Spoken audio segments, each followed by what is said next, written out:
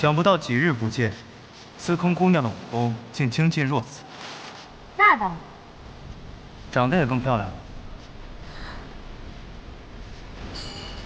哇，过14层了，过14层了！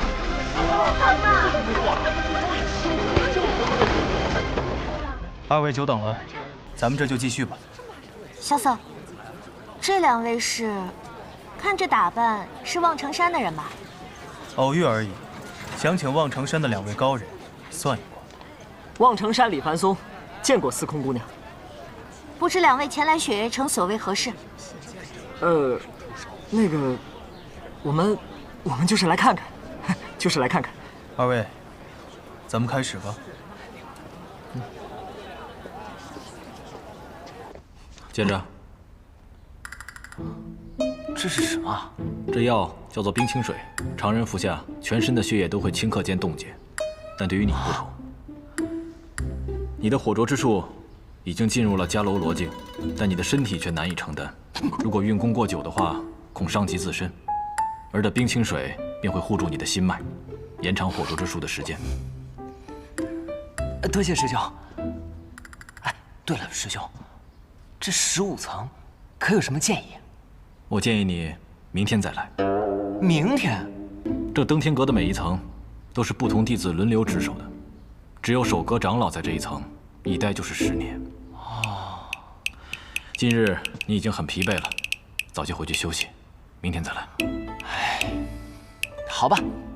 哦，那师兄，那我能不能问一下，这15层的守阁长老是谁啊？如果你见了他，一定会觉得很亲切。啊？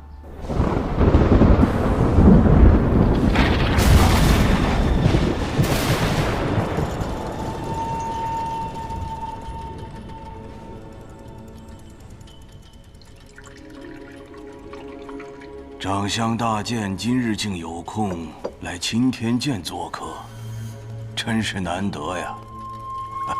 来，朝中那么多的达官显贵，都想拜访青天剑，却都未能见上国师一面。锦仙也怕吃了闭门羹，丢了颜面，所以才迟迟不来。长相大剑说笑了。国师，这里就是青天剑的星月阁吧？据说历代的剑圣都曾在此处观星象，测天下大事。不知国师可看出什么来了？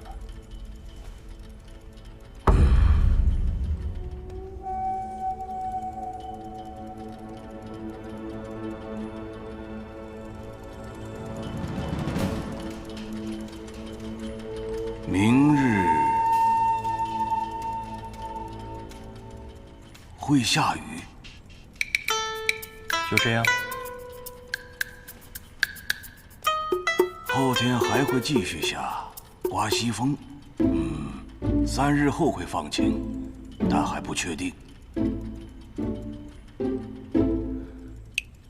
锦仙一直以为国师是一个不苟言笑的人，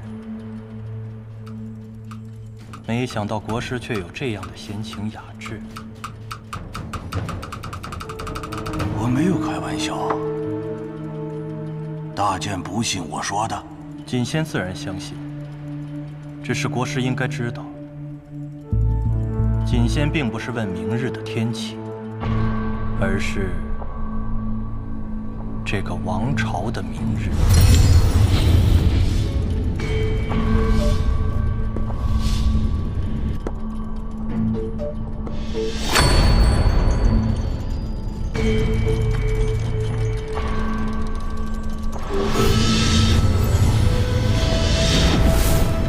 王朝的明日，那是天道，天道不可妄言。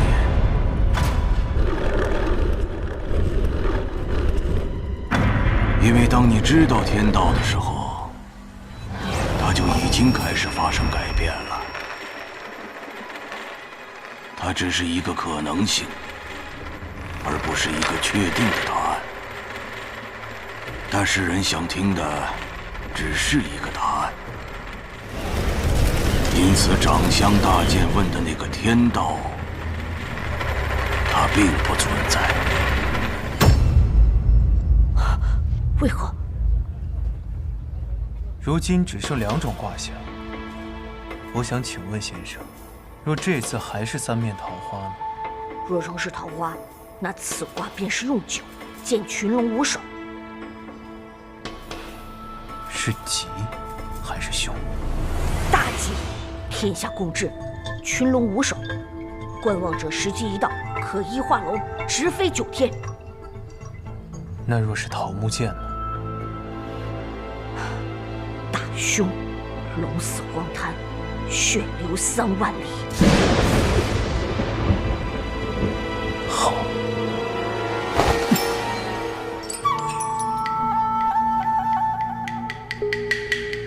我从来不信什么天道，只信我自己。只是我心中还有一丝迟疑，觉得自己是不是该做一个决定，但是又没有勇气，所以才胆怯来求一求天道。但是刚才我忽然想明白了，所以这卦算不算都不重要。多谢。不客气，我也不全是为了你。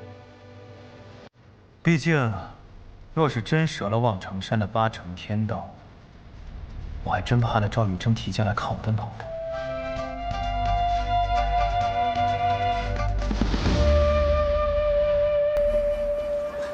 萧瑟，乾隆师姐，你怎么又下来了？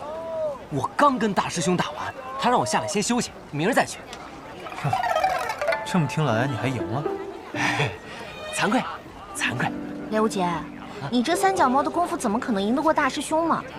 定然是他放水了，是不是？怎么会呢？大师兄说他全力以赴了的。这次先放你一马，等你入了门，我再好好跟你比试比试。不说了，先走了。比就比。行吧，就听你大师兄的话。正好我也累了，晚上带你去喝一杯。哎，行。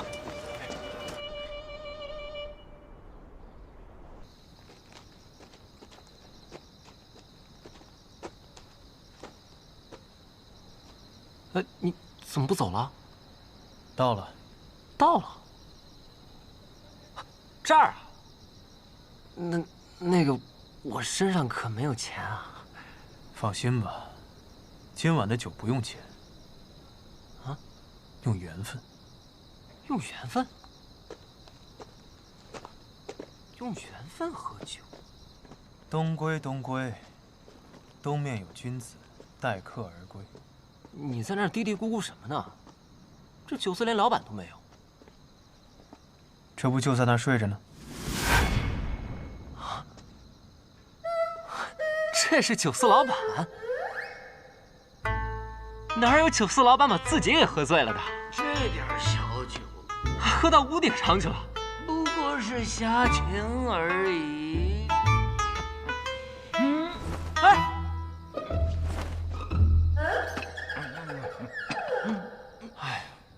你站都站不稳了，还没喝醉呢。酒不醉人人自醉。我这位小兄弟想求饮一杯，不知今晚可有缘分？一醉年年今夜月，这酒与你们今夜有缘。既然有缘，此刻便求饮一杯。莫急，还差最后一抹月光。玉梦清虚贵此飘，一杯浊酒向天邀。何人能爱今宵月？夜上楼头弄玉箫。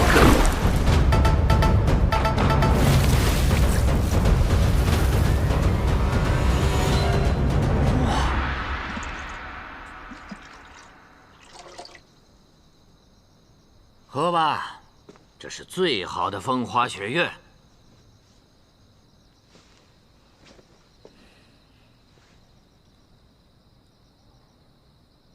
怎么样？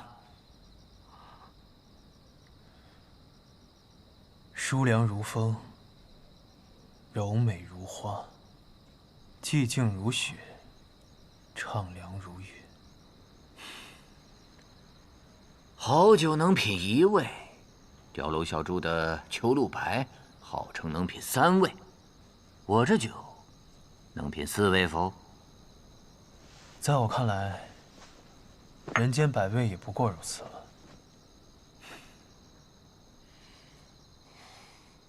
寂静如雪，畅凉如月，这酒水透着一股子小家子气。我不喜欢，我喜欢那种炽热如火的酒。不过嘛，你倒的倒啊，我就试试。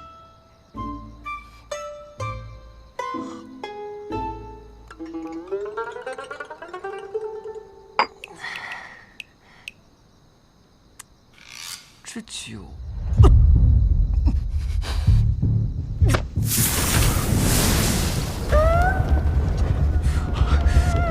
怎么回事？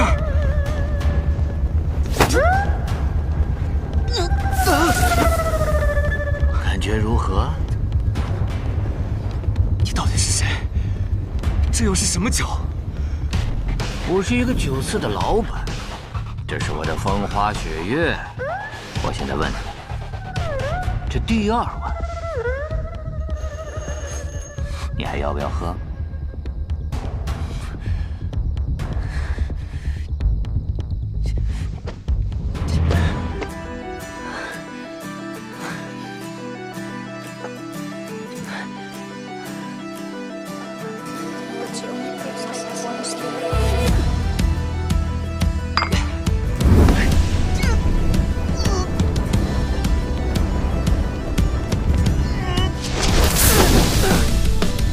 脚下无尽的深渊，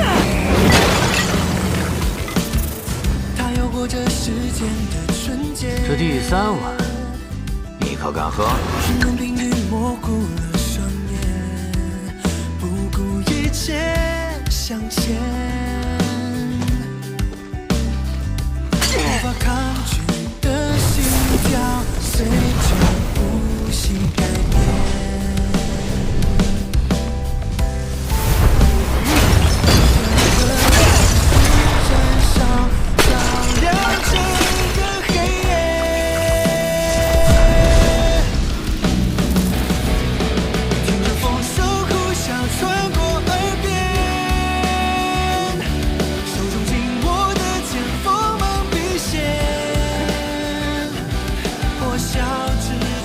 第4碗，你还要不要喝？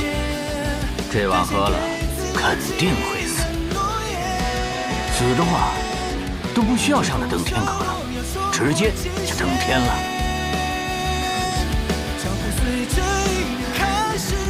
给我！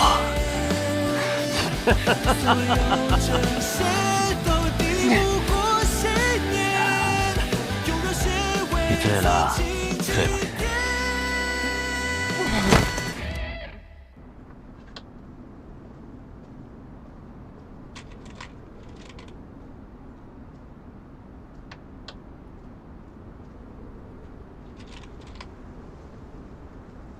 那小家伙已经闯到10几层了，定是来寻你的。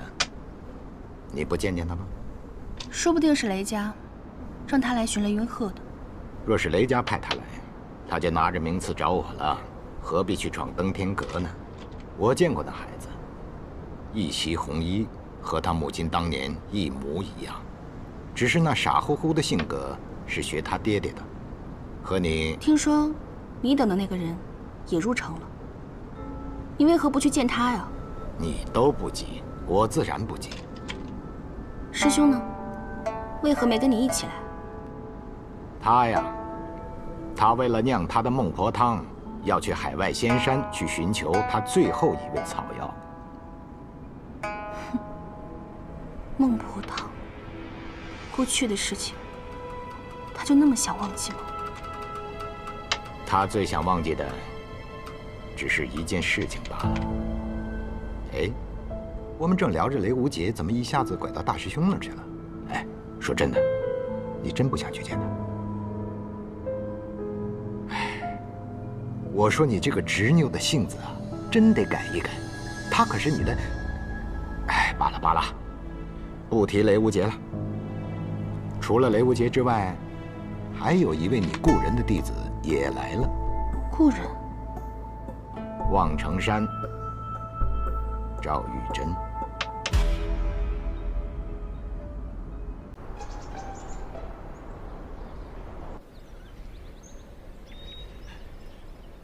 师傅，师傅，只身。为何来的这么晚？我太累了，睡过头了。跪下。哦。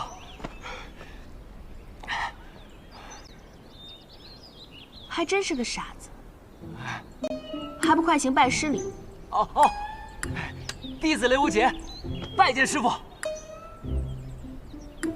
我怎么收了这样的一个徒弟啊？起来吧。哎。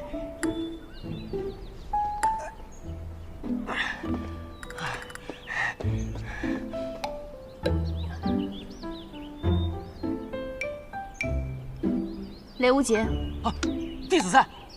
身为剑客，你可知道自己是为何拔剑？为何拔剑？有人拔剑是因为想做英雄，想以一剑之威势平天下不平事；有人拔剑是因为畏惧，因为他不拔剑，其他人就会拔剑。如果不想死，就只能拔剑。那么雷无节，我问你，你是为什么而拔剑？师傅，这个我还没有考虑过。那你当年为何选择练剑？那日我看见师傅长袖一挥，一柄火红色的长剑冲天而起，那一道红光竟将云彩都染得通红。我生平从未见过如此玄妙的剑术。那时师傅便问我是否想要习剑，我都没有犹豫，只因那刻一剑之美而震撼。对，剑是这世间最美的事物。你师父若不是见了一剑之美，现在也不会落得这般田地。可你说的是习剑，我说的是拔剑，两者却是不同的。习剑可谈风流，而拔剑就只能问生死了。生死是，江湖上生死倒是一件很简单的事情，就好像一言不合便要拔刀相向，刀剑把脖子一抹，死了便是死了。但我雷无节不认同这样的江湖。江湖胜败常见，生死又是何必？所以，拔剑可以论剑道，不言生死。你不想论生死，可如果别人对你拔剑，想要你死，那么你就这样去赴死吗？那我就……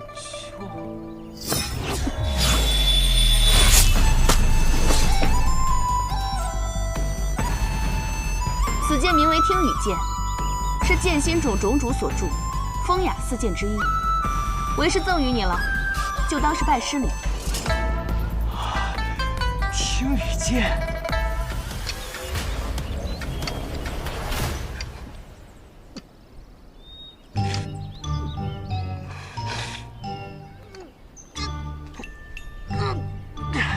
师傅，这剑肯定有问题。听雨剑它是有灵性的剑，它是认主的。你心中没有拔剑的意志，所以拔不出它。听雨剑，那可是你初入江湖时得到的第一柄宝剑呢。看来你对你这个徒弟，还真是舍得呀。可是我这几日，不论怎么逼他，他都拔不出那柄剑。你是不是特别希望他在跟你对决的时候拔出剑来？生死一刻，长剑怒出，这是最好的方式了。哎，怕就怕人不是为了自己拔剑，而是为了别人拔剑。不提这些了，你最近重拾医术了吗？看这些经络图做什么？我也收了一个徒弟，他阴脉受损，用不出武功了。这般严重？唉，是啊，我写了一封信给谢轩，看看他那边有没有什么合适的法子。哼，那个臭书生。哎，他要是真来的话，你可千万不能找他比武啊！你徒弟拔不出剑来，你不好好教他，怎么让他跑下山了呢？是我放他下山的，我想让他好好的悟一悟这拔剑的真谛。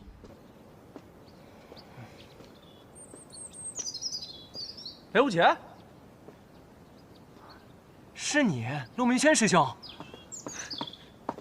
哎呀，你小子跟着二城主上山修炼，一走就是10日，可让我好找。你欠我那300两银子，什么时候还回来？输了的人还有资格要钱？别给我丢人！你是雷无杰吗？啊，我是尹落霞。啊，落霞仙子，久仰大名。今日怎么下山来了？你师傅呢？我师傅闭关修炼，让我先在山下待几日，别影响他。闭关？难道他又要来了？仙子说什么？啊，没事。明轩，晃来晃去的做什么？站没站样？听雨剑，没想到你师傅把他传给了你。你知道他的来历吗？师傅说这是他早年间的佩剑，但我怎么都拔不出来它。你们知道什么是拔剑的理由吗？你别跑！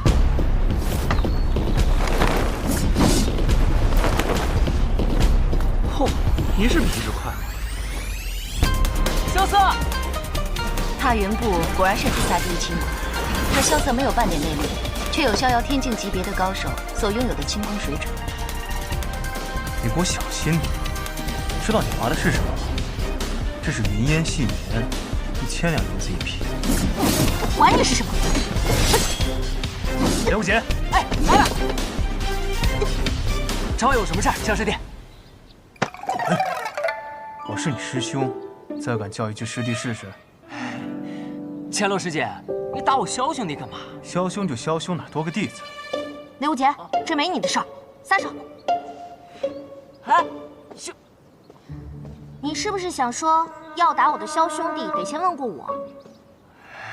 好，我今天不打你的萧兄弟了，我打你！我倒要看看，能让雪月剑仙收为弟子的人究竟有多讨厌！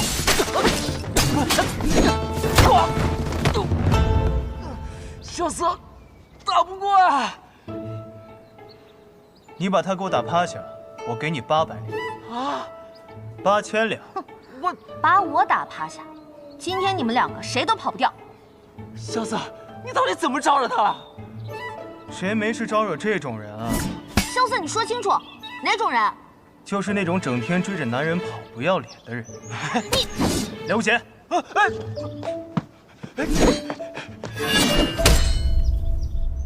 这都留不住人，太委屈这把银月枪了。刚才那一下肯定能留住他们的。嘿，你可别逗了，刚才那一枪你是故意丢歪的。不止今天，过去4天，每一天都是扔歪的。哦，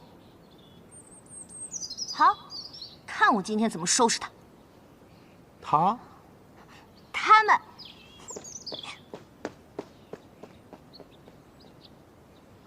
应该没追来了啊，没受伤。没事儿。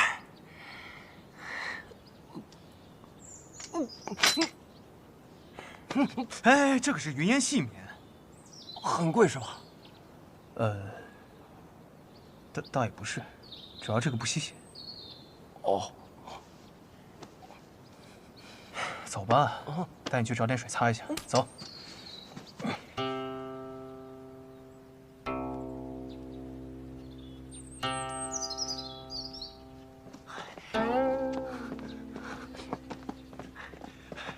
哎，快点！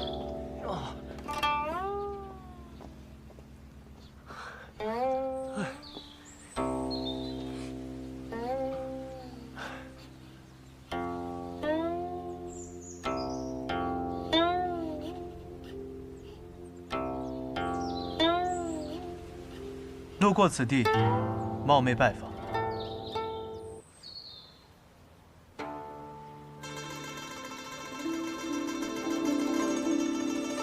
是他。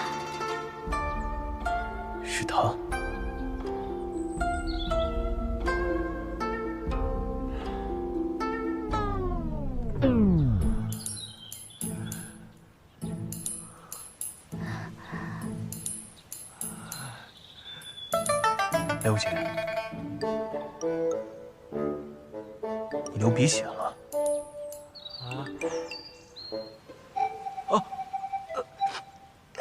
用这个吧。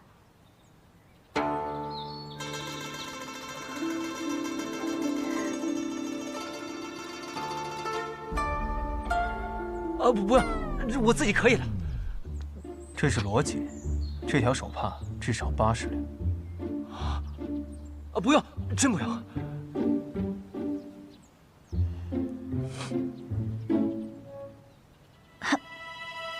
姑娘，你那两个家伙应该就在这附近吧？糟，他怎么追得这么快？哦，等一下，你们去我房间吧。哇，雪月城处处都是高手啊！走。哎，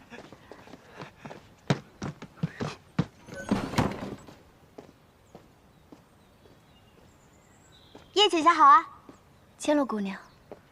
叶姐姐可有看到两个臭小子逃到附近啊？是什么样的两个臭小子？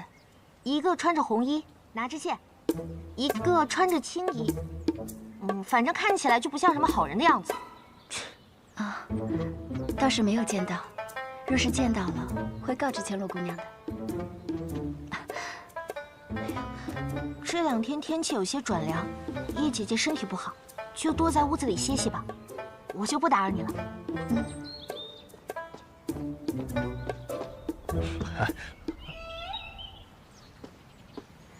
叶姐姐好好休息，我过2天再来看你。出来吧。这回真走了。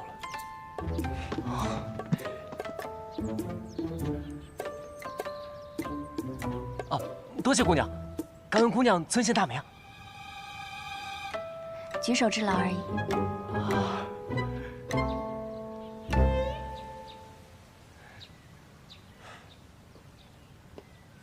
走了，多谢了。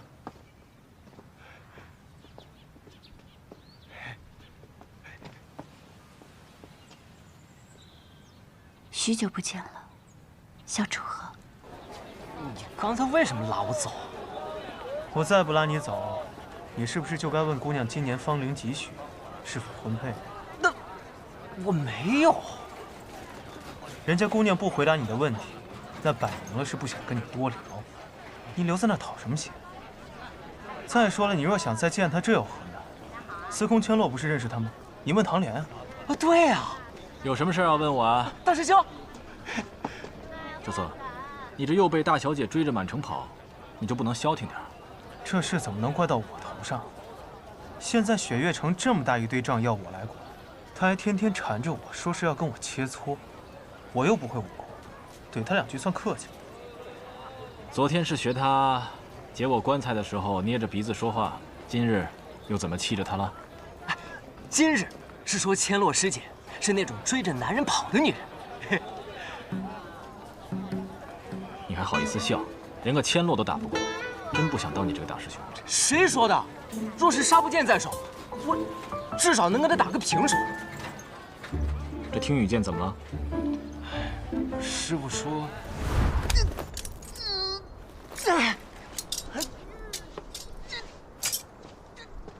不对，都说了不是用力气拔。你心中没有拔剑的意志，所以拔不出它。拔剑的意志，那是什么呀？你需要找到拔剑的理由。的确，剑灵种铸的剑的确有所不同。据说他们铸剑的最后一道工序是割破手掌，以血为剑，所以最后铸出来的剑都号称有破腹。不过以你的资质啊，拔剑只是时间问题。难得有机会下山，不如我们几个去喝一杯。哎，这样也好。我还有件事想要请教大师兄呢。有他这个百事通在，还有什么事情需要问我呀？你说是吧？我想问，我师父雷轰、师父李寒衣，还有望城山玄剑仙赵玉珍，他们3个人之间到底有怎样的故事啊？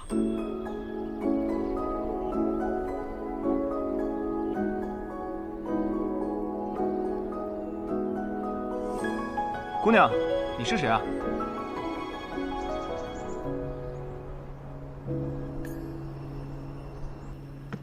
远深处，闻你轻声悠悠的低诉。残霜月，皆化作梦中一幕。奈何一年相逢，一年离别，难渡一生劫。风花雪月，不过前世今生缘。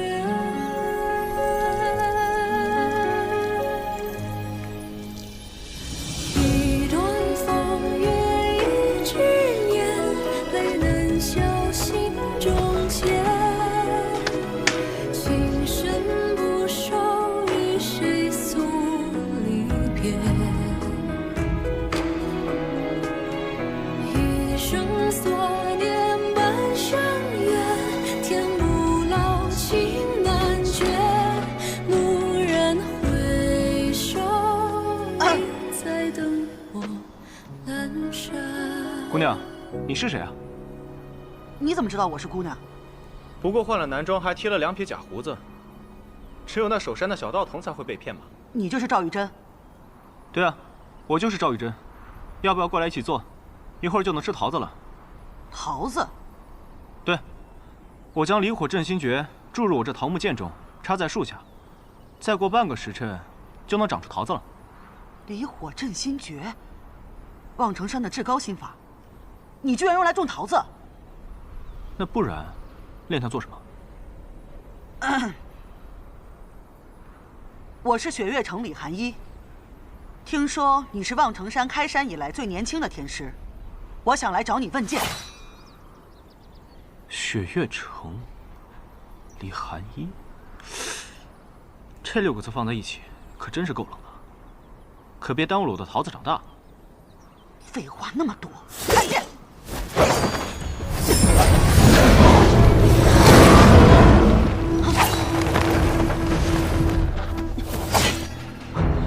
太乙狮子诀。我是来问剑的，不要给我用这些法术。你人怎么这样啊？我现在还不能出剑。为何？我的剑插在这树下，拔了剑就吃不了桃子了。吃桃子？吃桃子。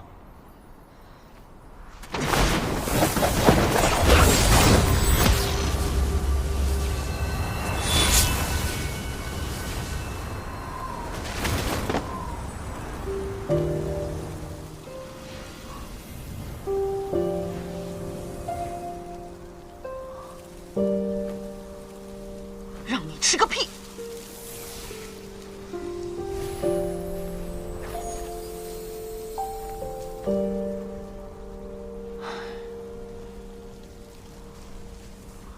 剑起！我的定剑怎么了？